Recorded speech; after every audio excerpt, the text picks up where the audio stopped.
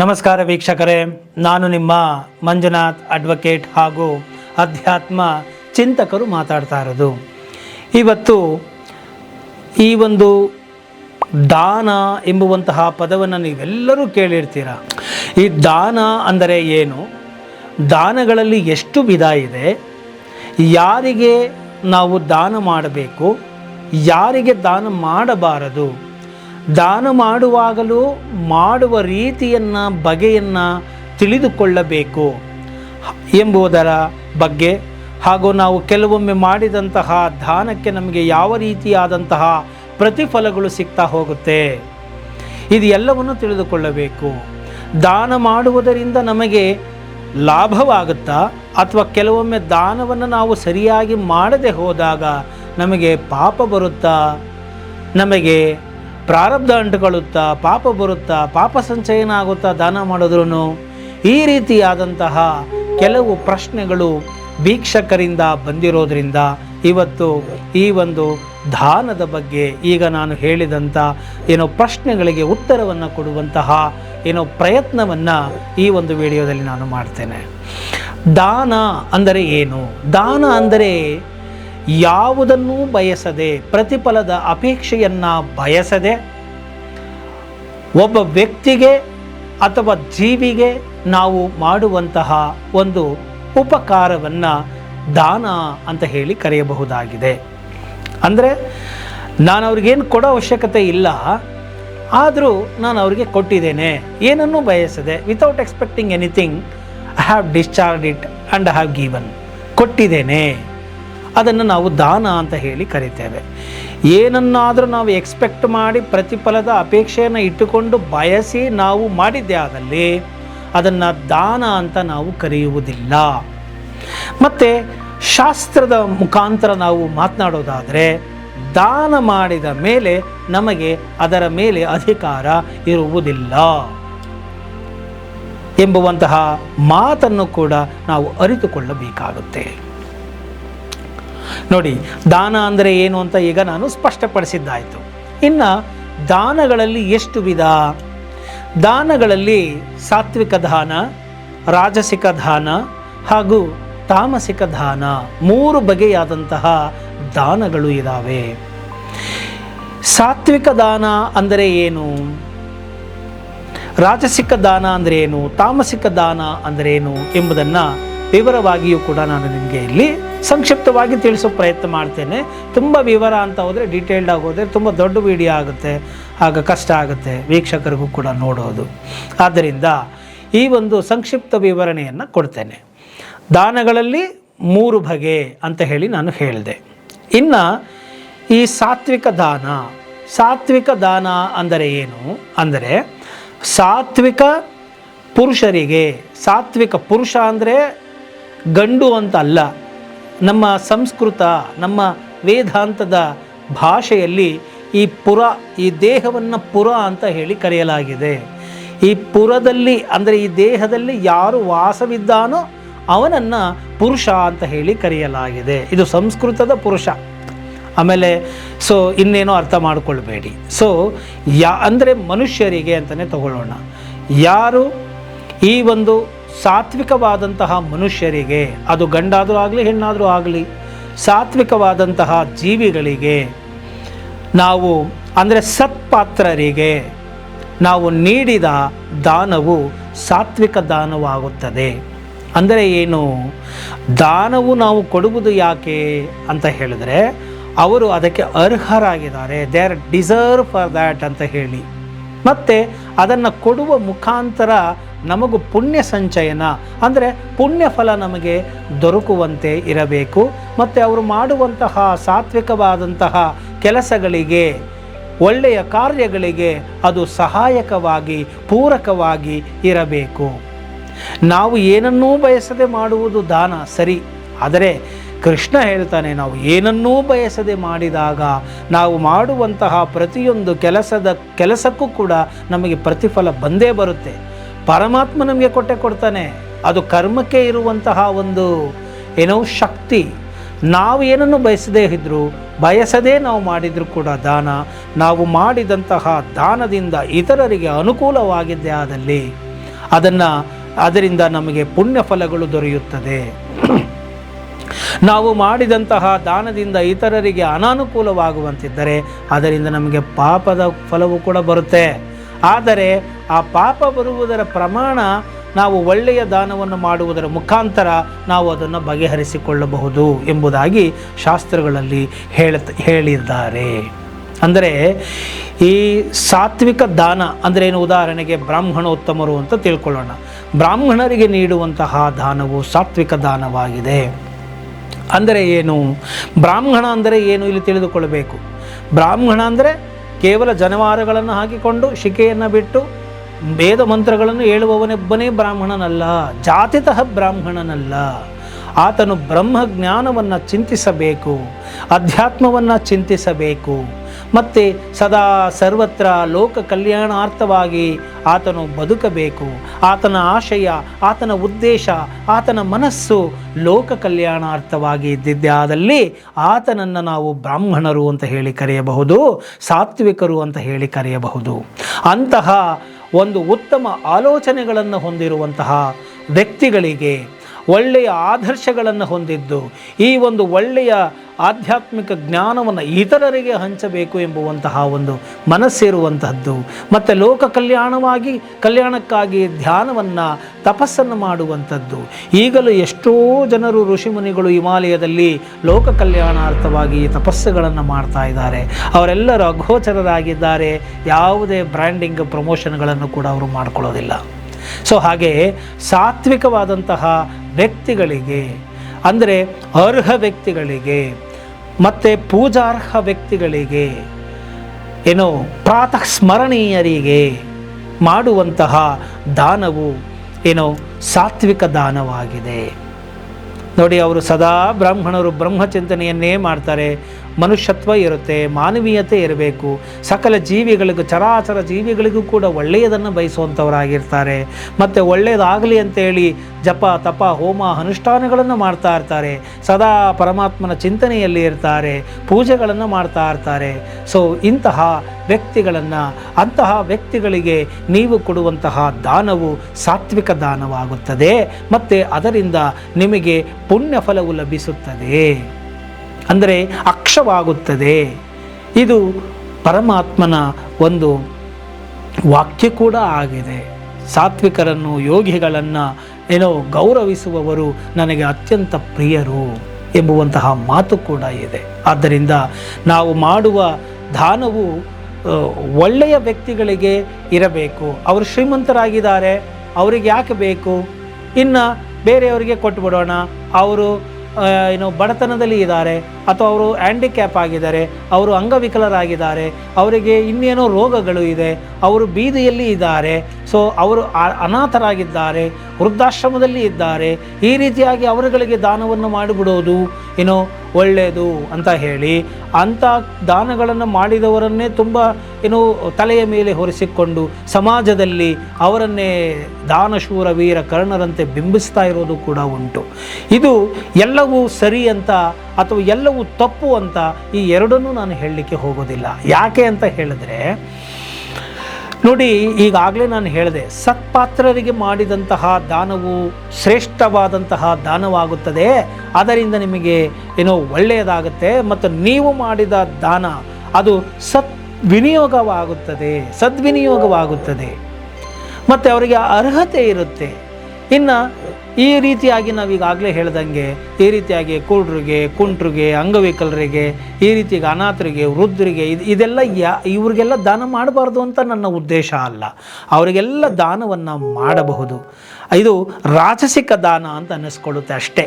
ಅಂದರೆ ಈ ರೀತಿಯಾಗಿ ನಾವು ಅವರ ಒಂದು ಅಸಹಾಯಕ ಸ್ಥಿತಿಯನ್ನು, ಕರುಣಾಜನಕ ಸ್ಥಿತಿಯನ್ನು ನೋಡಿ ನಾವು ಮಮ್ಮಲ ಮರುಗಿ ಮಾಡುವಂತಹ ದಾನವು ರಾಜಸಿಕ ದಾನ ಆಗಿದೆ. ಇಲ್ಲಿ ಅವರ ಒಂದು ಅಸಹಾಯಕತೆಯನ್ನು ನೋಡ್ತೇವೆ. ಅವರು ಅದಕ್ಕೆ ಅರ್ಹರೋ ಇಲ್ಲವೋ ಗೊತ್ತಿಲ್ಲ. ಅವ್ರಿಗೆ ಊಟ ಇಲ್ಲ, ಅವರಿಗೆ ಬಟ್ಟೆ ಇಲ್ಲ, ಅವರಿಗೆ ಮಳೆಯಲ್ಲಿ ನೆನೀತಾ ಇದ್ದಾರೆ, ಅವರು ಈ ರೀತಿಯಾಗಿ ಇದ್ದಾರೆ, ಸ್ಲಮ್ಮಲ್ಲಿ ಇದ್ದಾರೆ, ಈ ಥರ ಅವರು ಅಂಗವಿಕಲರಾಗಿದ್ದಾರೆ. ಸೊ ಇವರುಗಳಿಗೆ ನಾವು ದಾನಗಳನ್ನು ಮಾಡ್ತೇವೆ. ಇದು ಮಾನವೀಯತೆಯಿಂದ, ಮನುಷ್ಯತ್ವದಿಂದ ಮಾಡುವಂತಹ ದಾನವು ಸರಿಯೇ ಆಗಿದೆ. ಅಂದರೆ ನಿಮ್ಮ ಕೈಲಾದಂತಹ ದಾನವನ್ನು ನೀವು ಅವರಿಗೆ ಮಾಡಿ ಅವರಿಗೆ ರಕ್ಷಣೆಯನ್ನು ನೀವು ಕೊಡಬಹುದು. ಆದರೆ ಇದು ರಾಜಸಿಕ ದಾನ, ಅಂದರೆ ಮಧ್ಯಮ ವರ್ಗದ ದಾನ ಆಗುತ್ತೆ, ಉತ್ಕೃಷ್ಟ ಶ್ರೇಷ್ಠವಾದಂತಹ ದಾನ ಅಲ್ಲ. ಯಾಕೆ ಅಂತ ಹೇಳಿದರೆ ನೋಡಿ, ಉದಾಹರಣೆಗೆ ನಿಮಗೆ ಅರ್ಥ ಮಾಡಿಸಲಿಕ್ಕೆ ನಾನು ಹೇಳ್ತೇನೆ. ಈ ಒಂದು ಶಾಲೆಯಲ್ಲಿ ನಾವು ಇರ್ತೇವೆ, ಅಲ್ಲಿ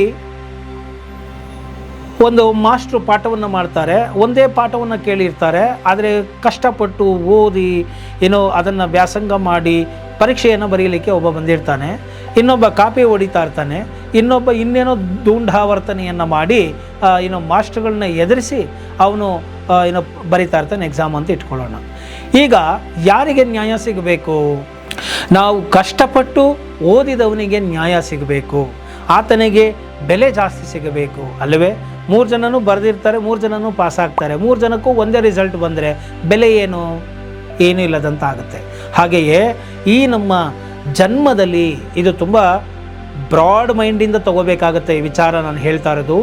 ಈ ಎಲ್ಲ ತುಂಬ ಸೂಕ್ಷ್ಮವಾದಂತಹ ವಿಚಾರಗಳು, ಸೂಕ್ಷ್ಮ ಸಂವೇದನೆಯಿಂದ ಇದನ್ನು ನಾವು ಅರ್ಥ ಮಾಡ್ಕೊಳ್ಬೇಕೇ ಹೊರತು ಸ್ಥೂಲ ದೃಷ್ಟಿಯಿಂದ ನಾನು ಈಗ ಹೇಳುವಂತಹ ವಿಚಾರಗಳನ್ನು ಅರ್ಥ ಮಾಡ್ಕೋಬಾರ್ದು, ತಪ್ಪಾಗಿ ಅರ್ಥೈಸಬಾರದು, ತಪ್ಪಾಗಿ ಅಪವ್ಯಾಖ್ಯಾನಗಳನ್ನು ಮಾಡಬಾರ್ದು ಅಂತ ಹೇಳಿ ನಾನು ಈ ಒಂದು ವಿಚಾರವನ್ನು ಹೇಳ್ತಾ ಇದ್ದೇನೆ. ಇದು ಬಹಳ ನಿಗೂಢವಾದಂತಹ ರಹಸ್ಯವಾದಂತಹ ವಿಚಾರಗಳಾಗಿದ್ದಾವೆ, ಧರ್ಮ ಸೂಕ್ಷ್ಮಕ್ಕೆ ಸಂಬಂಧಪಟ್ಟಂತಹ ವಿಚಾರಗಳಾಗಿದ್ದಾವೆ. ಆದ್ದರಿಂದ ಇದನ್ನು ಸೂಕ್ಷ್ಮ ಮತಿಗಳಾಗಿಯೇ ನೀವು ಇದನ್ನು ನೋಡಬೇಕು ಅಂತ ಹೇಳಿ ನಾನು ಮಾತನಾಡ್ತಾ ಇದ್ದೇನೆ. ಆದ್ದರಿಂದ ಈ ಒಂದು ಯಾರಿಗೆ ಕಷ್ಟಪಟ್ಟು ಓದಿದವನಿಗೆ ರಿಸಲ್ಟ್ ಜಾಸ್ತಿ ಬರಬೇಕು ಅಂತ ಬಯಸ್ತಿರೋ ಹಾಗೆ ಈ ಒಂದು ಜನ್ಮದಲ್ಲಿ ಒಬ್ಬ ವ್ಯಕ್ತಿಯು ತಾನು ಗಳಿಸಿರುವಂತಹ ಒಂದು ಜನ್ಮ ಆಗಿರ್ಬೋದು, ಯೋನಿ ಆಗಿರಬಹುದು, ಆತನು ಬಂದಂತಹ ಒಂದು ಇರುವಂತಹ ಒಂದು ವಾತಾವರಣ ಆಗಿರ್ಬೋದು, ಆತನಿಗೆ ಸಿಕ್ಕಿರುವಂತಹ ಅವಕಾಶಗಳು, ಲಭ್ಯತೆಗಳು, ಇದೆಲ್ಲವೂ ಕೂಡ ಆತನ ಸಂಚಿತ ಕರ್ಮದ, ಪ್ರಾರಬ್ಧ ಕರ್ಮದ ಫಲಗಳಾಗಿರ್ತವೆ. ಅವರವರು ಮಾಡಿರುವಂತಹ ಪಾಪ ಪುಣ್ಯಗಳ ಆಧಾರದ ಮೇಲೆ ಅವರು ಕರ್ಮಗಳನ್ನು ಅವರು ಅನುಭವಿಸ್ತಾ ಇರ್ತಾರೆ. ಪ್ರತಿಯೊಬ್ಬರೂ ಕೂಡ ಈ ಕರ್ಮಗಳನ್ನು ಮೀರಲಿಕ್ಕೆ ಸಾಧ್ಯವಿಲ್ಲ. ಆದ್ದರಿಂದ ಲಾ ಆಫ್ ಕರ್ಮವನ್ನು ಎಲ್ಲರೂ ಅನುಭವಿಸಬೇಕಾಗುತ್ತದೆ. ಆದ್ದರಿಂದ ಇಂತಹ ಒಂದು ಕರ್ಮದ ಫಲವನ್ನು ಅವರು ಉಣ್ತಾ ಇರ್ತಾರೆ ಅಷ್ಟೇ. ಕೆಲವರು ಇನ್ನೇನೋ ಒಂದು ವರ್ಗದಲ್ಲಿ ಹುಟ್ಟಿರ್ತಾರೆ, ಗಂಡು ಅಲ್ಲ ಹೆಣ್ಣು ಅಲ್ಲ, ಇನ್ನೇನೋ ತೃತೀಯ ಲಿಂಗಿಗಳಾಗಿರ್ತಾರೆ, ಅಥವಾ ಇನ್ನೇನೋ ಒಂದು ಜನ್ಮದಲ್ಲಿ ಮಾಡಬಾರದನ್ನು ಮಾಡಿರ್ತಾರೆ. ಅವರು ಇನ್ನೇನೋ ಒಂದು ಪ್ರಾಣಿಗಳಾಗಿ ಪಶುಗಳಾಗಿ ಜನಿಸಿರ್ತಾರೆ. ಅಂದರೆ ಅವೆಲ್ಲ ನೀಚ ಯೋನಿಗಳು ಅಂತಲ್ಲ, ಎಲ್ಲದಕ್ಕೂ ಒಂದು ಗ್ರೆಡಿಷನ್ಸ್ ಇದೆ, ಎಲ್ಲದಕ್ಕೂ ಒಂದು ಮಾನವೀಯತೆಯಿಂದ ನೋಡಿದಾಗ ಇದು ಒಂದು ಜೀವ, ಅದು ಒಂದು ಜೀವ ಎಂಬುವುದು ಸರಿ. ಆದರೆ ವ್ಯಾವಹಾರಿಕ ದೃಷ್ಟಿಯಿಂದ ನಾವು ನೋಡಿದಾಗ ನಾವು ಏನಾಗುತ್ತದೆ ಅಂತ ಹೇಳಿದರೆ, ಯಾರ್ಯಾರಿಗೆ ಏನೇನು ಸಿಕ್ಕಿದೆಯೋ ಅದೆಲ್ಲವೂ ಕೂಡ ಅವರು ಮಾಡಿದಂಥ ಕರ್ಮದ ಫಲ ಆಗಿರುತ್ತೆ. ಇದು ಪರಮಾತ್ಮನ ಒಂದು ನಿಶ್ಚಯ ಆಗಿದೆ ಮತ್ತು ನಿರ್ಣಯ ಆಗಿದೆ. ಹಾಗಿಲ್ಲದೆ ಹೋದರೆ ಪರಮಾತ್ಮನಿಗೆ ಮಾನವೀಯತೆ ಇಲ್ಲವೇ? ಪರಮಾತ್ಮನಿಗೆ ಮಾನವೀಯತೆ ಇದ್ದಿದ್ರೆ, ಪರಮಾತ್ಮನೇ ಇದನ್ನೆಲ್ಲ ಮಾನವೀಯ ದೃಷ್ಟಿಯಿಂದ ನೋಡಿದಿದ್ರೆ ಎಲ್ಲರಿಗೂ ಒಂದೇ ಸಮನಾಗಿ ಮಾಡಿಬಿಡ್ಬೋದಾಗಿತ್ತು. ಸುಮ್ಮನೆ ಹಿಂಗಂದರೆ ಎಲ್ಲರೂ ಕೋಟ್ಯಾಧಿಪತಿಗಳೇ, ಎಲ್ಲರಿಗೂ ಅನುಕೂಲವಾಗಿರ್ತಾರೆ, ಎಲ್ಲರೂ ಸುಂದರವಾಗಿರ್ತಾರೆ, ಎಲ್ಲರೂ ದೇಹದಾಢ್ಯಪಟುಗಳಾಗಿರ್ತಾರೆ, ಯಾವುದಕ್ಕೂ ಯಾರಿಗೂ ಕಮ್ಮಿ ಇಲ್ಲ. ಈ ರೀತಿ ಹಿಂಗಂದರೆ ಸಾಕು. ಆಗ ಯಾರು ಯಾರ ಮಾತನ್ನೂ ಕೇಳುವ ಸ್ಥಿತಿ ಆಗುವುದಿಲ್ಲ. ಅದು ಆ ಒಂದು ಪ್ರಕೃತಿಯ ನಿಯಮ ಹಾಗೆ ಇಲ್ಲ. ಸೊ ಪ್ರಕೃತಿಯು ನಡೆಯಬೇಕು ಅಂದರೆ, ಈ ಸೃಷ್ಟಿ, ಈ ಜಗತ್ತಿನ ಒಂದು ಕಾರ್ಯ ಚಟುವಟಿಕೆಗಳು ನಡೆಯಬೇಕಂದರೆ ಇಲ್ಲಿ ಭಿನ್ನತೆ ಎಂಬುದು ಇರಬೇಕು. ಈ ಒಂದು ಭಿನ್ನತೆ, ವೈಶಿಷ್ಟ್ಯತೆ ಇಲ್ಲದೆ ಹೋದರೆ ಈ ಜಗತ್ತಿನ ಒಂದು ನಿಯಮಗಳು ನಡೆಯಲಿಕ್ಕೆ ಸಾಧ್ಯ ಇಲ್ಲ. ಆದ್ದರಿಂದ ಈ ಒಂದು ಭಿನ್ನತೆಯು ಪರಮಾತ್ಮ ಕೊಡ್ತಾನ? ಖಂಡಿತ ಅಲ್ಲ. ಪರಮಾತ್ಮನ ನಮಗೆ ಬುದ್ಧಿಯನ್ನು ಕೊಟ್ಟಿರ್ತಾನೆ.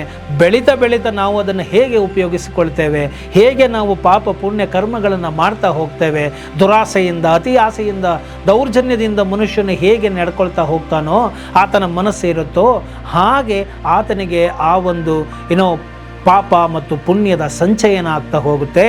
ಅದರಂತೆ ಅವನು ಮುಂದಿನ ಜನ್ಮಗಳಲ್ಲಿ ಅಥವಾ ಈಗಿನ ಜನ್ಮದಲ್ಲಿ ಅವನು ಅನುಭವಿಸ್ತಾ ಹೋಗ್ತಾನೆ.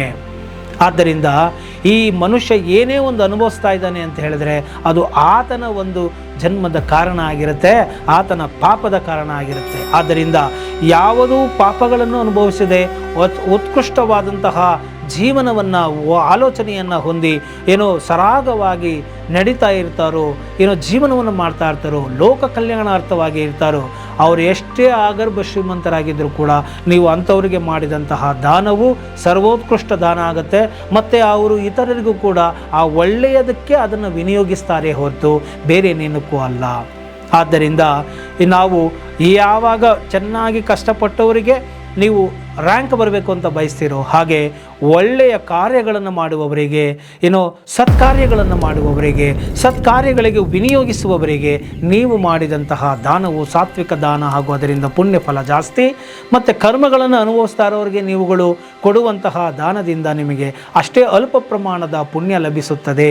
ಸೊ ಆದ್ದರಿಂದ ನೀವು ಕೊಡುವುದಕ್ಕೆ ಅತ್ಯುತ್ಕೃಷ್ಟವಾಗಿ ಮತ್ತಷ್ಟು ಮಗದಷ್ಟು ಅಕ್ಷಯವಾಗಿ ನಿಮಗೆ ಪುಣ್ಯದ ರೂಪದಲ್ಲಿ ಬರಬೇಕು ಅಂದರೆ ಸತ್ಪಾತ್ರರಿಗೆ, ಒಳ್ಳೊಳ್ಳೆ ಜ್ಞಾನಿಗಳಿಗೆ, ಸನ್ಯಾಸಿಗಳಿಗೆ, ಏನೋ ಜಗತ್ತಿನ ಹಿತವನ್ನು ಕೋರುವಂತಹವರಿಗೆ, ನಿಸ್ವಾರ್ಥ ಸೇವೆ ಮಾಡ್ತಾ ಇರೋರಿಗೆ, ಅಂತಹವರಿಗೆ ನೀವು ದಾನಗಳನ್ನು ಮಾಡಿದಾಗ ನಿಮಗೆ ಏನೋ ಹೇರಳವಾಗಿ ಆ ಒಂದು ಪುಣ್ಯವು ಸಿಗುತ್ತೆ.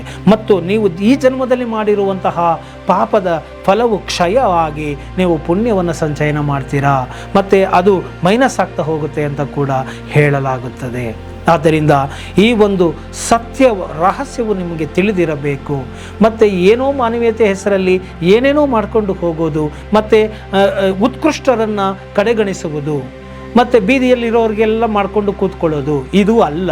ಅದನ್ನು ಮಾಡಬಾರ್ದು ಅಂತಲ್ಲ, ಆದರೆ ಅದಕ್ಕೂ ಮೀರಿದಂತಹ ವ್ಯಕ್ತಿಗಳಿಗೂ ನೀವು ಕೊಡಬೇಕಾಗತ್ತೆ. ಸೊ ಒಬ್ಬ ಜ್ಞಾನಿಯು ಭಿಕಾರಿಯ ರೂಪದಲ್ಲೂ ಇರಬಹುದು ಅಥವಾ ಸಾಹುಕಾರನ ರೂಪದಲ್ಲೂ ಇರಬಹುದು. ಅಲ್ಲಿ ಅವರ ಜ್ಞಾನಕ್ಕೆ ನೀವು ಬೆಲೆ ಕೊಡ್ತೀರಾ ಹೊರತು ಆತನು ಯಾವ ಸ್ಥಾನದಲ್ಲಿ ಇದ್ದಾನೆ ಅನ್ನೋದನ್ನು ನೋಡಿಕೊಡೋದಿಲ್ಲ.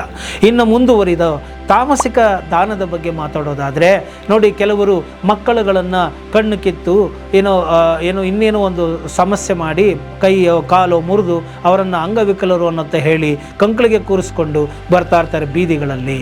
ನೀವು ಅಂತಹವರಿಗೆ ನೀವು ದಾನಗಳನ್ನು ಮಾಡಿಬಿಟ್ರೆ ಅವಾಗೇನಾಗುತ್ತೆ, ಎಷ್ಟೋ ನಾವು ನೋಡ್ತಾ ಇದ್ದೇವೆ, ನಾನು ವಕೀಲನಾಗಿ ನೋಡ್ತಾ ಇದ್ದೇನೆ, ಇದು ಒಂದು ದೊಡ್ಡ ದಂಧೆಯಾಗಿ ಪರಿವರ್ತಿತ ಆಗಿದೆ.